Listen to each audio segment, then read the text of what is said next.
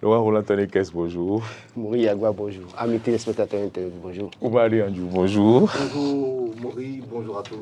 Un titre vous intéresse, vous les deux, le leader du jour qui nous informe que l'Union progressiste, le renouveau, le bloc républicain dans une dynamique de collaboration. Je pense que nous avons déjà tout dit sur ce plateau. Laurent Roland Tonekes. Ceux qui sont allés voter pour le code électoral, majoritairement à l'Assemblée nationale, parlant de 20%, savent très bien que dans certaines communes, ils ne pourront pas avoir les 20%. Et c'est pour ça qu'ils ont mis accord de gouvernance dans le code électoral. Ça commence comme ça. Parce qu'ils savent très bien que dans bien des circonscriptions électorales, ils n'auront pas les 20%. Ils le savent très bien.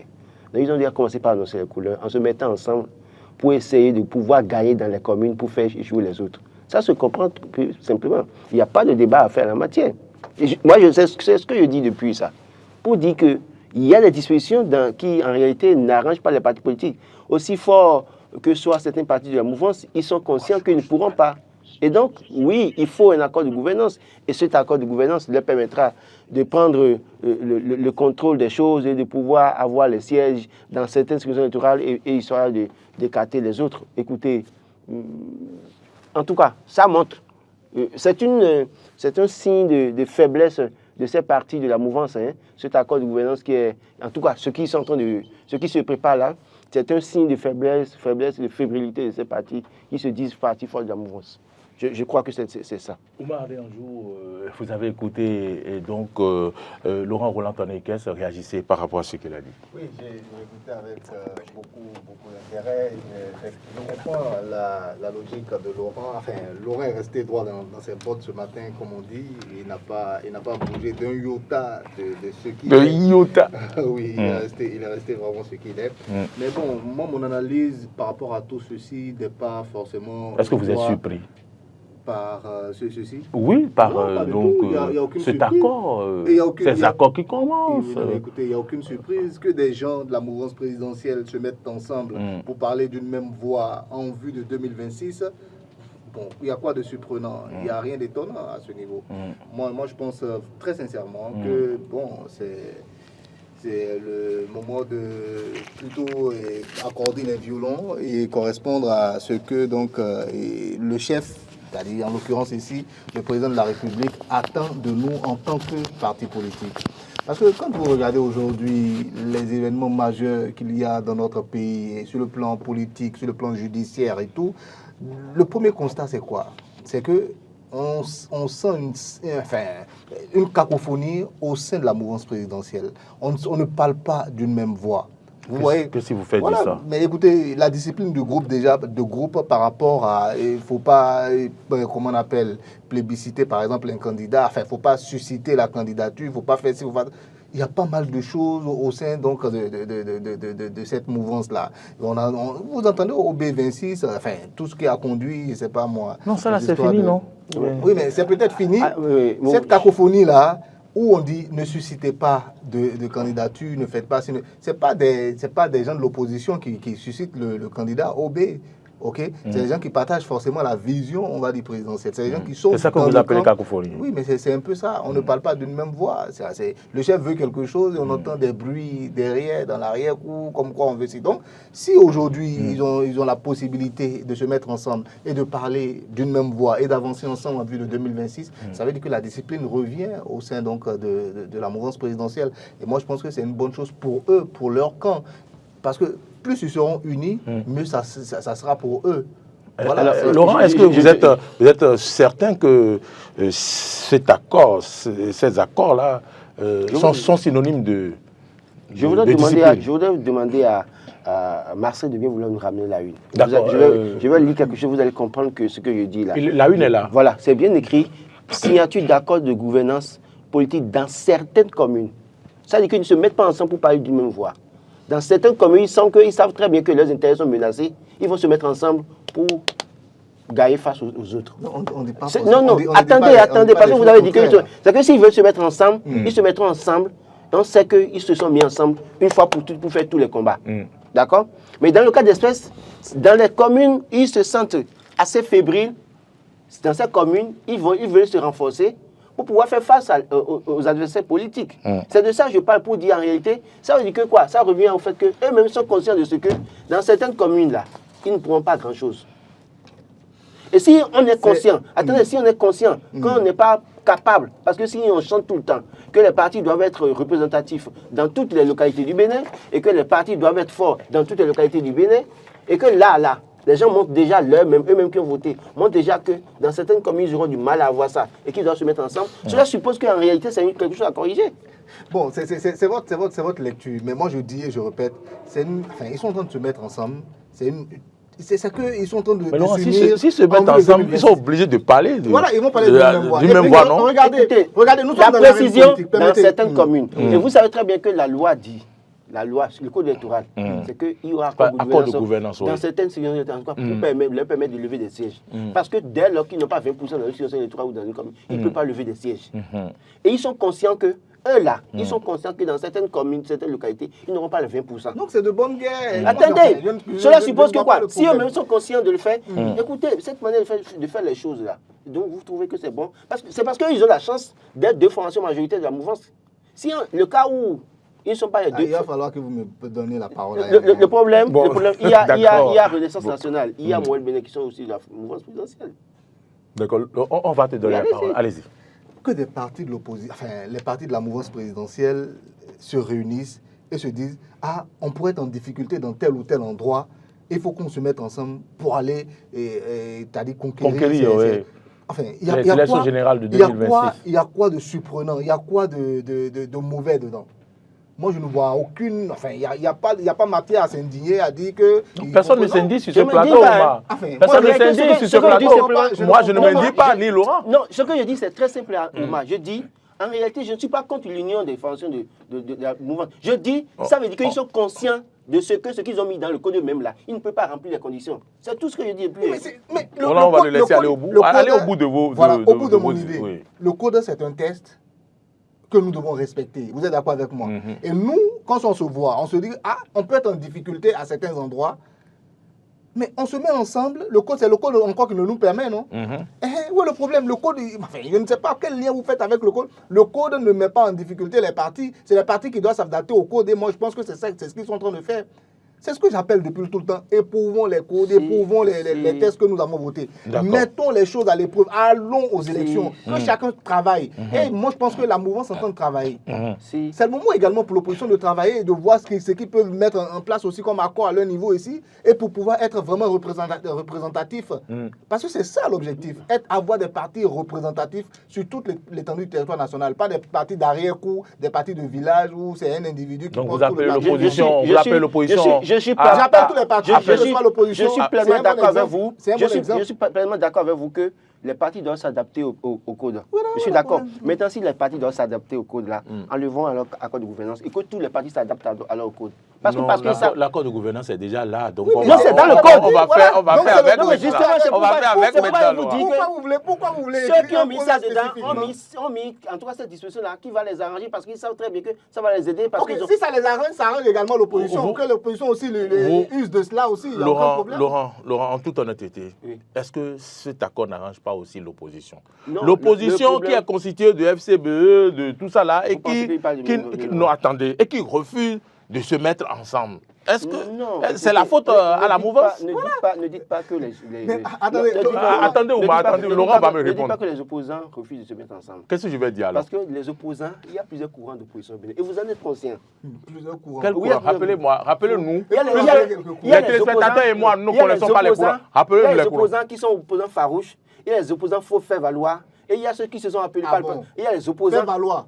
Ils se connaissent. Ils ne sont pas d'accord avec vous. Il faut dire que les opposants faire valoir. Attendez, Laurent. C'est injurieux. Ouma, s'il vous plaît. Laissez-le aller au bout. Ouma, moi je dis, il y a l'opposition faire Non, valoir. je n'ai pas suivi. Je n'ai pas suivi, on reprend. Combien? Il y a les opposants farouches. D'accord. Il y a les opposants.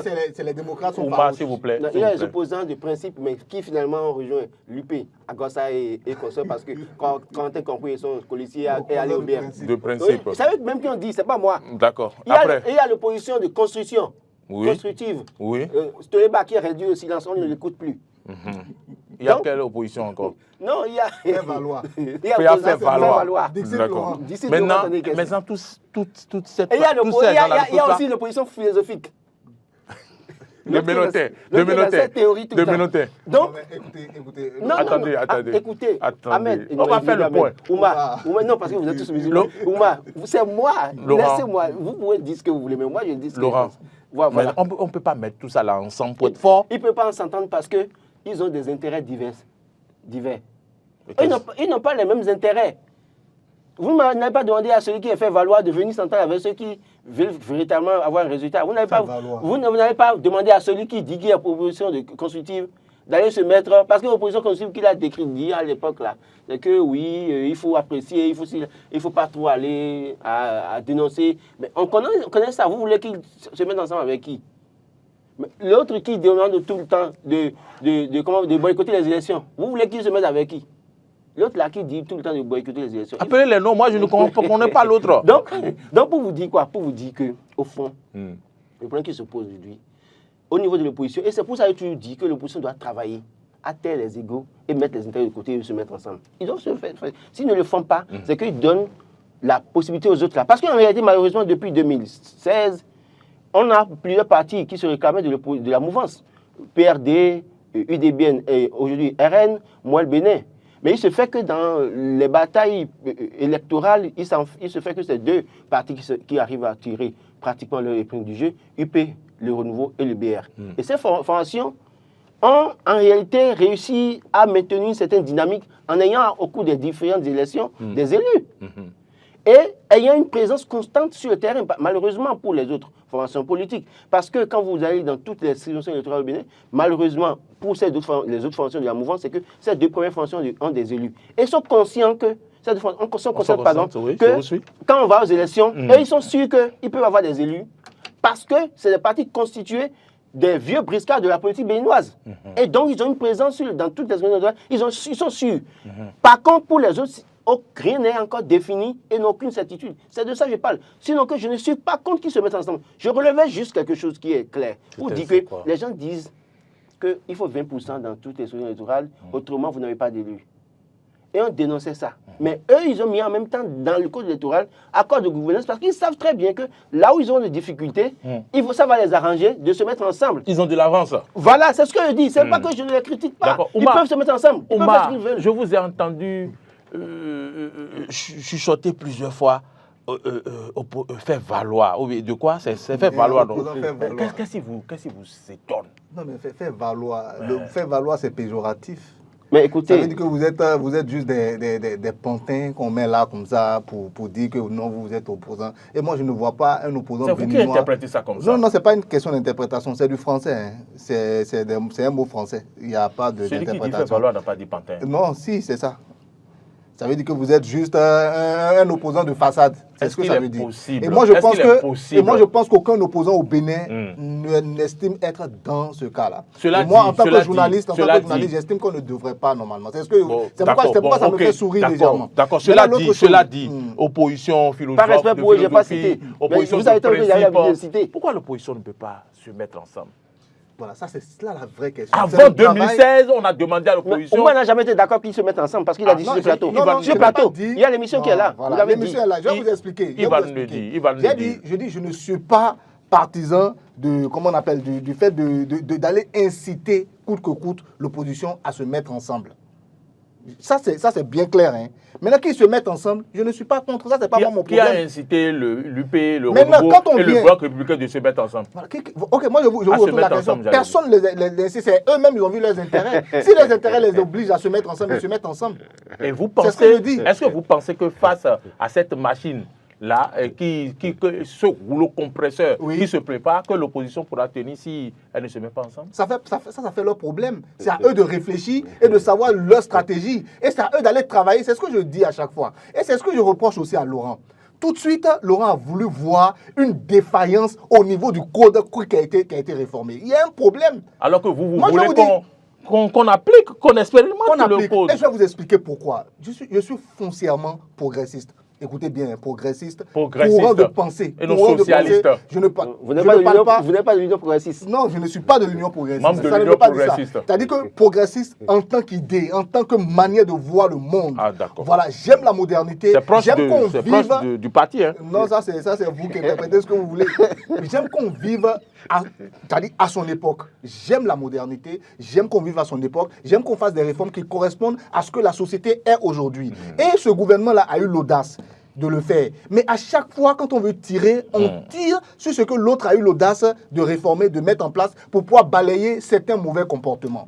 Ok, maintenant, le fait maintenant que des partis de la mouvance présidentielle se mettent ensemble pour pouvoir donc conquérir, pour pouvoir gouverner ensemble certaines communes, Oui.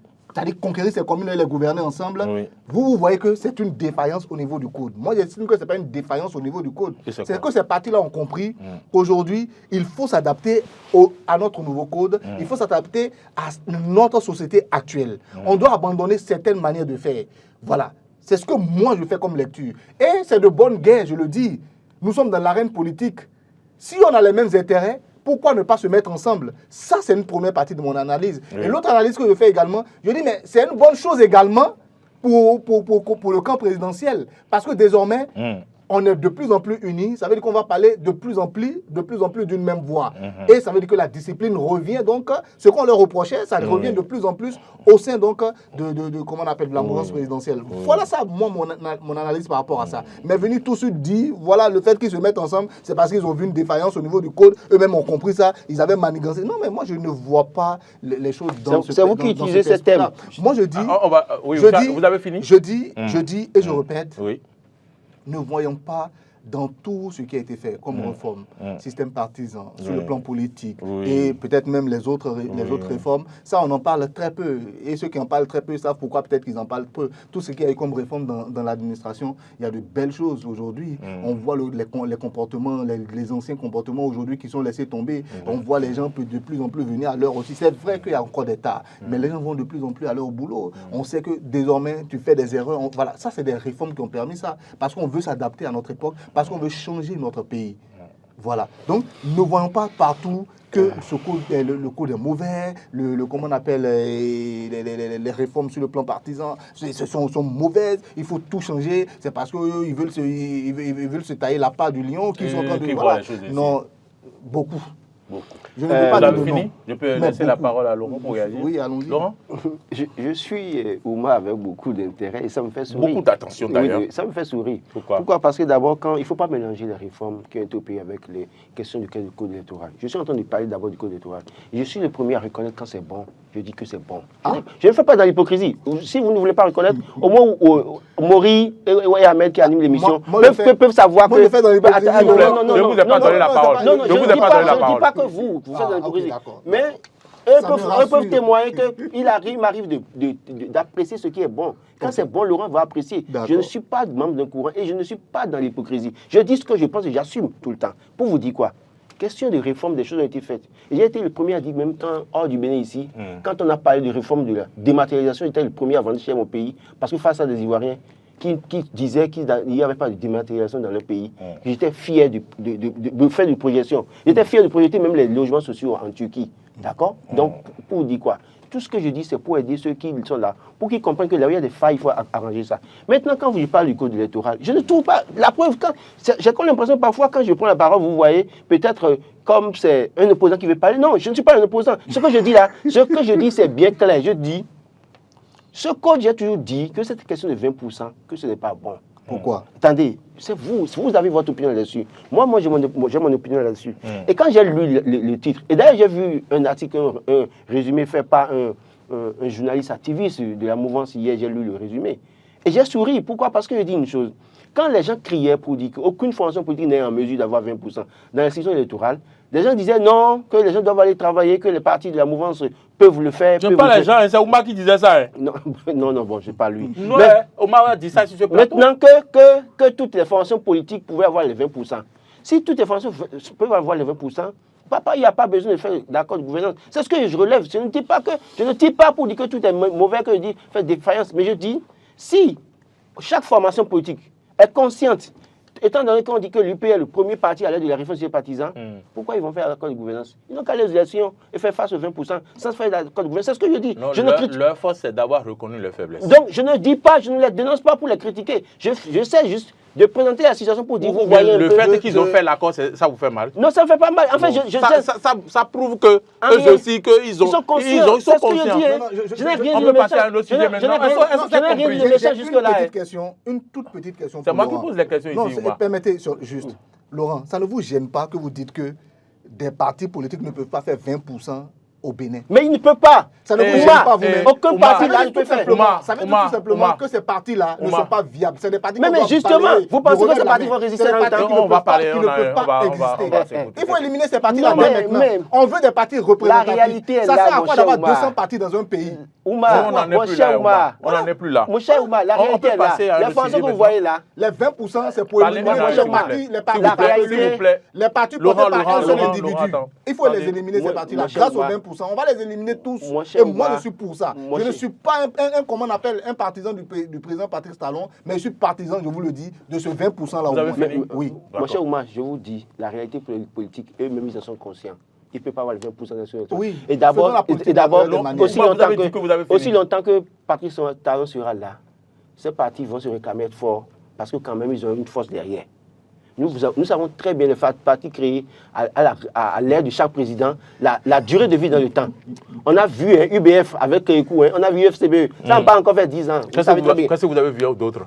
Non mais on va voir bientôt pour eux aussi. Parce qu'on sait très bien que c'était pas mieux là. En fait, le problème, il y a un problème encore à faire. Il y a un travail à faire sur le terrain politique au Bénin. On a parlé de l'idéologie. Non, quelle idéologie? Je dis, question de militantisme, nous n'en sommes pas encore là. Beaucoup pas mieux là, sont là, parce qu'il y a des craintes. Même l'idéologie, si vous voulez. Il n'y en a pas. Merci. Ayons au moins des partis que les Béninois représentent, c'est-à-dire qui représentent véritablement les Béninois. Les partis qu'on avait avant là, c'était n'importe quoi. C'est pas comme ça. C'est de cette manière-là qu'on va arriver à les éliminer, abandonner les mauvaises habitudes. Pourquoi est-ce qu'on s'attache autant à ces habitudes bizarres? Les partis qui sont là, moi j'appelle ça. Il y a des militants qui sont convaincus de ce qu'ils font. Mais il y en a qui sont des soumis et qui créent les... Rentrez en vous. Prenez un peu de recul et reconnaissez après, peut-être après, que 20% là, c'est une bonne. Est-ce que j'ai dit. On coupe vos micros? Non. Je demande qu'on coupe vos micros. Je peux parler en fait? J'ai comme l'impression que Oumar ne comprend pas le sens de ce que je dis depuis. Ce que je dis depuis là, c'est pas question. Je dis les partis là. Ceux qui sont à la maison sont conscients de ce que. Laurent, ceux qui sont à la maison ont compris ce que vous dites. Non, c'est très simple, c'est du biaba. On va évoluer. Et nous irons à la une du quotidien Le Potentiel qui parle du développement local à Bomé-Calavi. Jusqu'à l'heure où nous parlons, 32%. Non, 32% de consommation du lait. J'ai dit ça, je pense que c'est mercredi, j'ai dit ça avec vous. Pour dire que quelqu'un m'a dit que j'ai félicité le maire. Je n'ai pas félicité le maire, écoutez, je dis, l'équipe là a suscité beaucoup d'espoir. Mais à l'arrivée, malheureusement, il y a de déception. Pourquoi? Parce qu'il y a tellement de choses à faire dans la commune qu'on n'a pas réalisé. Mais écoutez, une seule pluie, avant-hier ou je sais quoi là, vous avez vu circuler un peu à Bonne-Calavi pour voir? Non, hein? Mais prenez la voie, Rigobert va vous dire, prenez la voie de Kouassoukou là, qui va vers Agomé. Une seule pluie, difficile de circuler. Ils ont dit que ce n'est pas la mairie de faire les voies, non? Non, mais ce n'est pas la voie principale, la route inter-État. La voie, à quelques mètres de l'école primaire publique d'Agomé là, c'est difficile de circuler là. La voie est impraticable après une seule pluie. Et allez voir dans d'autres localités, dans d'autres quartiers ou arrondissements de Calavi. C'est la même chose. Et on vote un budget et on est incapable d'exécuter le budget parce qu'il n'y a pas entente entre les autorités exécutives et les conseillers communaux. Il y a un problème. Il y a un problème. Et j'estime que des gens se mettent pour dénoncer. J'ai vu quelques personnes dénoncer la SE sur une radio de la place et d'autres personnes venir dénoncer le maire aussi également. Et chacun dénonce celui qui ne l'arrange pas. Et puis tout le monde, c'est devenu des camps, deux camps qui s'affrontent sur le terrain. On passe par la presse pour dénoncer soit la SE ou bien passe par la presse pour dénoncer le maire. Mais le maire est un peu découragé, il me semble. Il est découragé? Il vous a dit ça? Non, mais... Quand je le vois, c'est comme s'il était découragé. Quel élément de lecture vous avez pour savoir si... Non, bon, je le dis parce que je veux voir si vous aussi, vous avez eu cette lecture-là? Bon, Au début, il était enthousiaste et tout, Non, et puis, mais là, c'est comme si il veut avancer et on le bloque. Bon, je ne sais pas, hein, c'est une impression qu'il ne m'a rien dit, mais c'est je ne sais pas. Non, le maire n'a plus le pouvoir pour autant comme par le passé. C'est la SE qui a le pouvoir. Tout ce qu'il faut faire, c'est la SE qui a le pouvoir, qui exécute, qui doit faire des choses. Malheureusement, donc, ça bloque beaucoup de choses dans certaines de nos communes. Et c'est peut-être ça qui justifie le fait que le budget n'est pas exécuté. C'est le souci que nous avons. Donc, je pense qu'il faut peut-être encourager il faut peut-être que les autorités hiérarchiques du ministère, de la mairie, essayent d'interpeller. Oui, parce que le problème aussi, c'est que dans certaines communes, c'est qu'avant, c'est le maire qui a le droit sur les marchés publics, c'est une chose au profil de voies et autres, et entre conseillers communaux proches du maire et autres, on peut se partager ça. Maintenant, la SE est là, c'est l'œil du gouvernement, et c'est le bras opérationnel, pour ne pas dire du ministère de la décentralisation. Donc, rien ne peut se faire comme avant. Et le préfet qui a aussi un regard. Donc, du coup, tant qu'il n'y a pas d'entente entre eux, il n'y a pas possibilité de faire des choses. Donc, il va falloir travailler à ce que l'entente revienne au niveau des secrétaires exécutifs et des maires de nos localités pour faciliter les choses. Autrement, nous allons avoir des budgets, mais non exécutés pratiquement jusqu'à la fin. Ouma, 32% d'exécution. Nous sommes en octobre. Moi, je pense qu'aujourd'hui, déjà, il faut se réjouir d'une chose. Déjà, qu'on puisse dire que même en octobre, on a 32%, qu'on puisse même l'affirmer comme ça, on a 32% du budget seulement qui est utilisé. Dans l'ancien temps, vous savez un peu comment ça se faisait dans l'administration? Non, vous savez. Dites-nous. Dès que la fin de l'année approche, là, on organise toutes sortes d'activités. On fait tout pour pouvoir donc utiliser tout le budget qui a été alloué. Les séminaires, les ateliers. Voilà. Donc, on organise toutes sortes de choses. Aujourd'hui, ce n'est plus possible. Grâce aux réformes, on voit véritablement nos tares. Et ces tares-là, il faut les corriger.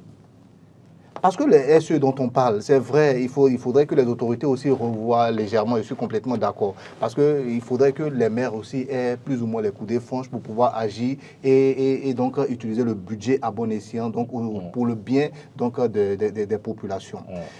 Mais cette réforme-là des SE, qu'est-ce que ça met à jour aujourd'hui? C'est que les budgets, pour les valider, il faut qu'il y ait des éléments pour pouvoir les valider. Si les éléments ne sont pas en place, on ne peut pas les valider. Et à chaque fois que vous venez avec quelque chose que ça n'arrive pas à être validé, ça veut dire que les contours ne sont pas bien clairs. Il y a des habitudes qu'on doit abandonner. Vous êtes d'accord avec moi? Et aujourd'hui, voilà les conséquences. 32% du budget seulement qui est utilisé au 9e mois de l'année. Il reste seulement 3 mois. Le reste là, les 68% qui restent, on va les utiliser comment? On va organiser donc.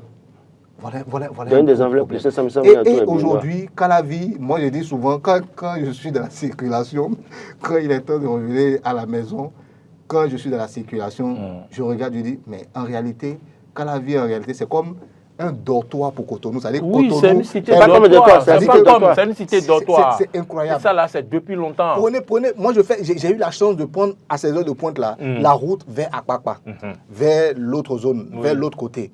Mais la voie est fluide, c'est plutôt bien. Déjà même à partir de 20h là-bas, c'est plutôt calme, il n'y a pas de souci. Mais vers ici, jusqu'à 22h. Jusqu'à 22h quelquefois, mais la circulation, elle est dense. Ça veut dire quoi? Si vous restez au Carrefour Révier, comme ça, vous restez debout comme ça, voilà. Et vous observez le flux au Carrefour Révier, vous allez comprendre.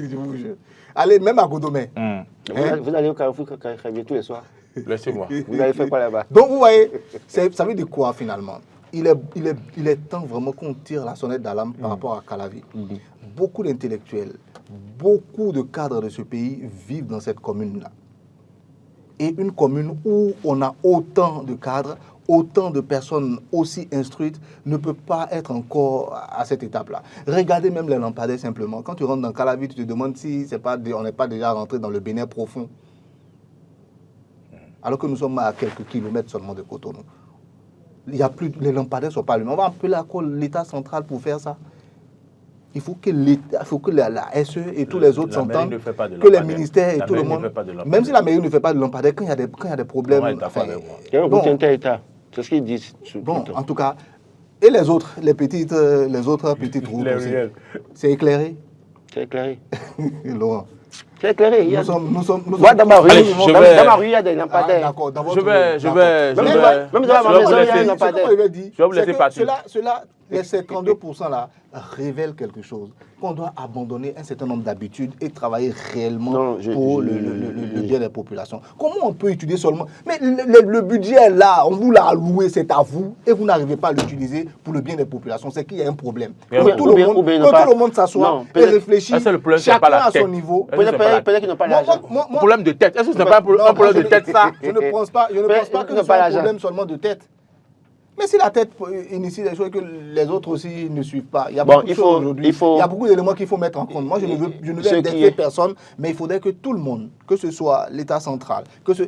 Et puis, ça l'arrange l'État. Voilà, ça l'arrange l'État si on n'utilise pas le budget. Non, moi je ne pense pas. L'État est là pour travailler normalement pour le peuple, mais ça n'arrange pas l'État. Et puis, c'est pour Calavi seulement qu'on voit là maintenant. Non, c'est pratiquement toutes les communes qui ont ce problème. Si on a cette étape-là dans toutes les autre communes, ça veut dire qu'il y a des choses réellement qu'il faut changer.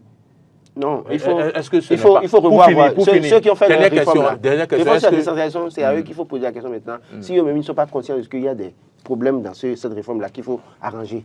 Non, c'est une bonne... Moi, j'ai dit, on a expérimenté, mais il faut maintenant revoir comment on fait pour que les SE ne soient pas des blocages dans nos communes, pour que les choses évoluent. Est-ce que vous n'avez pas compris que cette réforme avec les SE, c'est pour fermer un peu le robinet des dépenses les maires sont devenus des leaders politiques et puis les SE sont des leaders administratifs et pour opérer, en tout cas, des leaders administratifs et financiers pour opérer les dépenses et autres dans les communes, c'est vrai.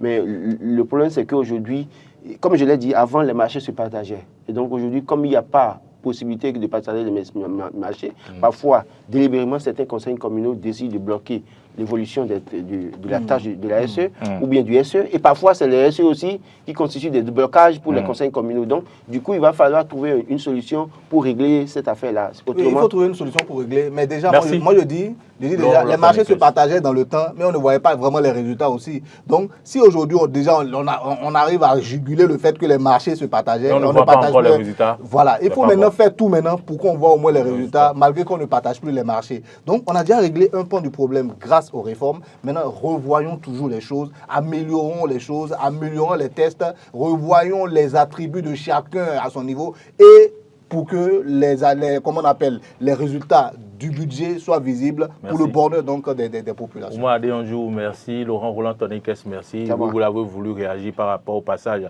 du secrétaire général du ministère des Affaires étrangères. Non. Je vous en prie, le temps est passé. S'il vous plaît. Laurent, on va revenir là-dessus. Laurent, on va revenir là-dessus. Je vous en prie. Bon, on revient sur ça quand? Lundi, oui. D'accord, parce que moi, j'ai mon opinion. Je sais que vous avez votre opinion, on va revenir. Oumar, merci. Vous serez sur le forum des rédactions tout à l'heure. Oui, tout à l'heure. Ce qui est sûr, c'est bien que le SGM... Voilà, on leur remercie déjà de réagir. C'est une bonne chose, sincèrement. Si on a réussi à le faire sortir pour qu'ils viennent parler, c'est déjà bien. Tout ça, c'est bon, moi, je ne dirais pas ça, mais j'ai dit que c'est rassurant que le secrétaire général du ministère vienne donc sur le plateau rassurer les Béninois à l'interne et les Béninois également. C'est à cause de vous qu'il est venu parce que vous avez le mercredi, on sait tout ce que vous avez dit. Vous avez dit ici. Oui, ils estiment qu'on n'avait pas toutes les informations. Donc, ils sont venus donner toutes les informations. C'est rassurant. C'est une bonne chose. Prenez votre temps.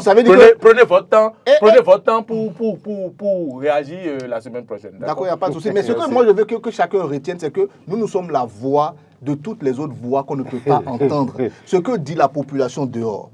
Nous, on a le devoir quand même de relayer un tout petit peu pour leur faciliter également leur travail. Donc, c'est une bonne chose. Notre réaction a fait qu'aujourd'hui, tous les Béninois à l'extérieur savent où aller pour s'inscrire, savent où aller pour avoir un laissez-passer, savent où aller pour avoir une autorisation. Je relève ça de très positif. Merci. Voilà. Merci. Parce que les compatriotes ont des problèmes quand vous commencez par rire, ce n'est pas bon quand vous prenez la parole. Merci. Laurent Roland Tonikès, merci beaucoup. On peut disposer donc. Oui.